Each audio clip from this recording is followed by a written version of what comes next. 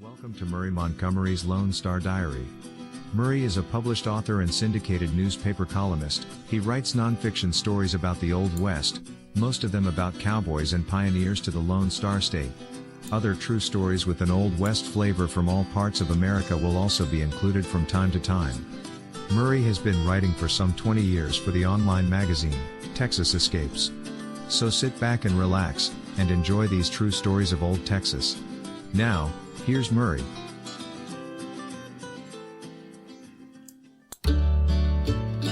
Hey everybody, glad to be back with you this evening on this 25th edition of our Lone Star Diary podcast. And this is a special one, folks, because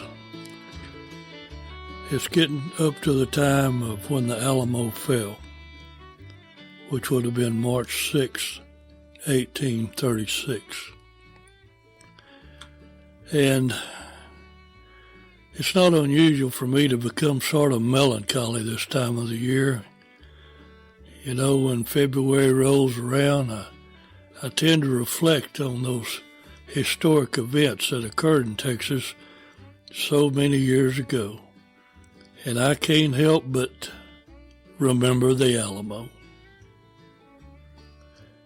The story of the little fortress on the San Antonio River has been told and retold so many times that it may no longer stir the emotions of some folks.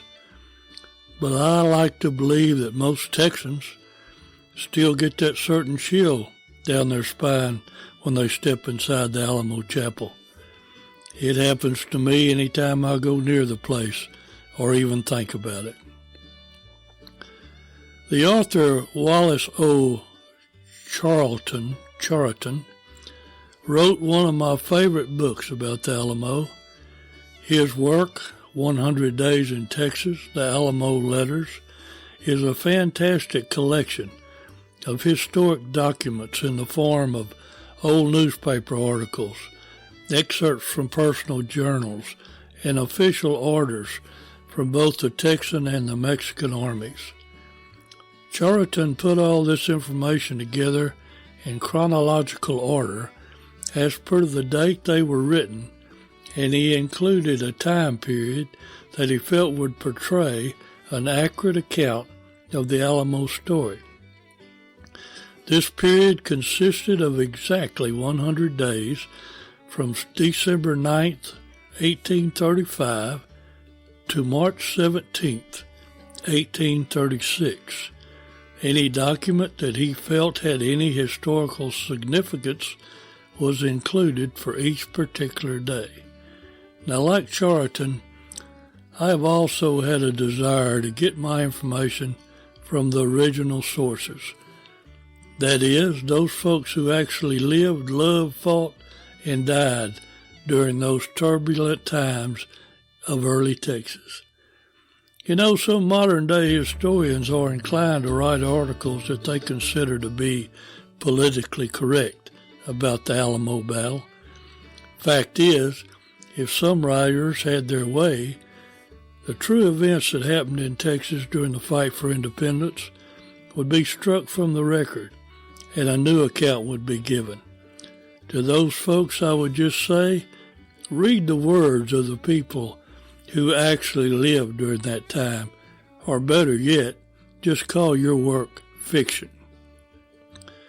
I don't know of any writer who could improve on the eloquent words of William Barrett Travis when he issued his pleas for help for his beleaguered command, and I quote, "Do hasten on aid to me as rapidly as possible, as from the superior number of the enemy, it will be impossible for us to keep them out much longer," wrote Travis in his famous letter of February 25, 1836.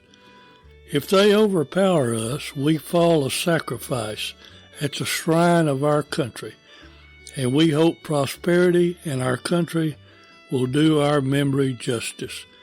Give me help, O my country, victory or death." William Barrett Travis. I don't know of anybody who could have written it more eloquently. And who could put it any better than His Excellency Santa Anna, when he wrote out his order of battle for the final assault on the Alamo. And again, I quote, "The arms, principally the bayonets, should be in perfect order." Now this excerpt leaves little doubt that Santa Anna expected the battle to be fought primarily in bloody hand-to-hand combat, and indeed it was. Santa Anna ended his order by letting his troops know what was expected of them. And I quote, "His Excellency expects that every man will do his duty and exert himself to give a day of glory to the country and of gratification to the supreme government, who will know how to reward the distinguished deeds of the brave soldiers." Unquote. Upon conclusion of the battle, the Mexican officer Almonte made this entry in his diary, and again I quote, "At 5:30 a.m. the attack or assault was made and continued until 6 a.m., when the enemy attempted in vain to fly, but they were overtaken and put to the sword, and only 5 women, 1 Mexican soldier who was a prisoner, and a black slave escaped from instant death." End quote. Another Mexican soldier gave this account of what he saw after the battle, and again I quote, "Poor things, no longer do they, the Texans, live. All of them died, and even now I am watching them burn. Their leader, named Travis, died like a brave man with his rifle in his hand at the back of a cannon." No, folks, we don't need anyone to rewrite our Alamo history for us. It has already been written by our ancestors. We have a rich heritage in Texas, and it came about by the sacrifices of a tough breed of people who made their homes in the wilderness. Personally, I would like to see even more tribute paid to the lesser-known men who served in both those armies, Mexican and Texan alike. After all, they too were patriots. The Mexican was protecting his country, and the Texan was fighting for his independence. I don't know if defending your country or fighting for liberty is politically correct nowadays, but it seems pretty noble to me. Now, folks, that's the end of the column that I wrote, and you can find it on TexasEscapes.com, the Alamo Letters. And before I go, I want to recommend a few books to you. This one, The 100 Days in Texas, the Alamo Letters by Wallace O. Chariton, is number 1 on the list. And then I always try to get both sides of the story. So I sought the book With Santa Anna in Texas by Enrique de la Pena. De la Pena was a staff officer in Santa Anna's army, and he was an eyewitness to the battle. And then the third book is just an overall book about the history of Texas during that time, before and after the Revolution, and it's called Evolution of a State by Noah Smithwick. And that particular book, Evolution of a State, I've probably read that at least 3 times, maybe more, because I love eyewitness accounts. And Noah Smithwick landed on the Texas coast. I think he was 17 years old, barefooted. He didn't have a horse, and he walked into the interior of Texas. And I can do a whole podcast on Smithwick, and I'll probably do at a later date. But one notable account of one of the things he did, he was a blacksmith. And he was in Gonzales in 1835 when the Mexican army came to demand a little cannon that they had loaned the settlers to fight off hostile Indians. And when things started going bad, well, they decided they wanted that cannon back. And there's another story that some of you know and some of you don't know. But that's where the phrase "come and take it" came from. Because the settlers met those Mexican soldiers at the little ford on the Guadalupe River just south of Gonzales, and they more or less told them, if you want this cannon, you're going to have to come and take it. But Noah Smithwick, who wrote Evolution of a State, he was the blacksmith that was there, and they had hidden that cannon. They had buried it in a peach orchard, and they dug it up, and Smithwick refurbished it and got it ready to shoot. And like I said, that's a whole nother subject for a podcast. But you need to read that book if you haven't, Evolution of a State.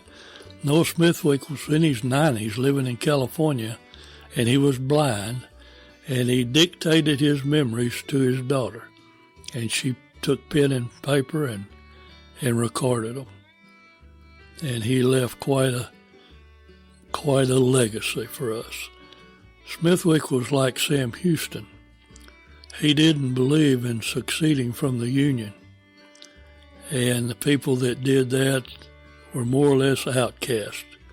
And that's why he left Texas and went to California. In fact, he made a remark to his daughter when he was telling her these memories that he feared that he would never see his beloved Texas again, and indeed he didn't. But I hope you'll look at those books, folks, and read them. I know our local library here in Lavaca County has all three of these books, and I own two of them myself. So I hope that you got something out of this, especially people that we have listeners now from all over the world. And it seems like Lone Star Diary gets a whole lot of listeners from India. And evidently those folks like reading about and listening to stories about Texas history. And I promise you that anything you hear from me in Lone Star Diary comes from eyewitness accounts and journals and diaries and old newspaper. Nothing is made up. This is all fact. And any opinions that I inject, I'll let you know they're opinions. But this is the truth, folks. These are letters from the Alamo that were taken down or in the history books. And it's something that we as Texans need to be very, very proud of. So that's all for tonight, folks. Thank you for joining me on this podcast. And I'll be seeing you on down the road. And in the meantime, God bless Texas. Good night, everybody.